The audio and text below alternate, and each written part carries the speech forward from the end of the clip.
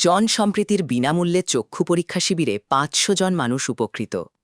শুক্রবার আশ্রম রোড কীর্তন মাঠে আজ সমাজসেবা সংগঠন জনসম্প্রীতির আয়োজনে বিনামূল্যে চক্ষু পরীক্ষা শিবিরে হাজারের কাছাকাছি নয় ৫০০রও বেশি ব্যক্তি অংশগ্রহণ করে উন্নতমানের চোখ পরীক্ষা, প্রয়োজনীয় ওষুধে বিনামূল্যের সুবিধা এবং স্বল্পমূল্যে মানসম্মত চশমা গ্রহণ করেছেন।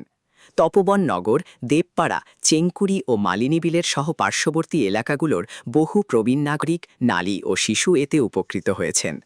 আশ্রম রোড কীর্তন কমিটি এবং আই হসপিটালের সহায়তায় শিবিরটি সুষ্ঠুভাবে পরিচালিত হয়। উপস্থিতরা প্রশংসা করে বলছেন, ভবিষ্যতেও এমনই সমাজ কল্যাণমূলক কর্মসূচির ধারাবাহিকতা সাধারণ জনগণের জন্য অত্যন্ত সহায়ক হবে। জনসম্প্রীতি সভাপতি প্রসেনজিৎ দেব এবং অন্যান্য নেতৃবর্গ অনুষ্ঠানে উপস্থিত ছিলেন এবং সংগঠনের আগামী পরিকল্পনা ঘোষণা করেন। নমস্কার। আজ আমাদের জনসম্প্রীতি এনজিও এবং আশ্রম রোড কীর্তন কমিটি যেটা রয়েছে, কীর্তন কমিটির যৌথ উদ্যোগে আশ্রম রোড কীর্তনের মাঠে একটা বিনামূল্যে চক্ষু শিবিরের আয়োজন করা হয়। আর পুরো চক্ষু শিবিরটার ম্যানেজমেন্টের দায়িত্বে আমাদের যে হসপিটাল আছে, সেই হসপিটালের যে বিশেষজ্ঞ ডাক্তাররা এবং স্টাফরা ওনারা আজ উপস্থিত ছিলেন।